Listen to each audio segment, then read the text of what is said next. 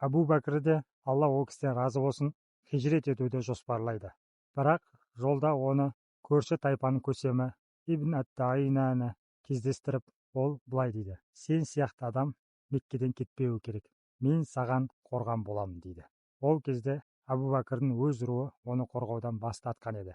Сондықтан Ибн ат-Таина Құрайшпен келісіп, оны өз қамқорлығына алады. Бірақ Құрайш мүшриктері бір шарт қойды: Әбу Бәкір жұрт алдында намаз оқымасын. Әбу Бәкір бұл шартты қабылдап, үйінің жанына шағын намаз оқитын орын жасайды. Алайда оның Құран оқуы ерекше әсерлі болатын. Адамдар үйінің сыртына жиналып, оны тыңдайтын шығарады. Мұны көрген Құрайштың мүшриктері тағы да қарсы шығып, енді үйінде де Құранды дауыстап оқымасын деп талап қояды. Сосын сол кезде Ибн ат-Таина келіп былай дейді: Құранды дауыстап оқуды тоқтат, немесе мен қорғауымды қайтарып алам дейді. Әбу Бәкір еш ойланбастан сенің қорғауынан бас тартамын, маған Алланың қорғауы жеткілікті дейді. Осылайша Әбу Бәкір адамның емес, тек Алланың қорғауына тәуекел етті.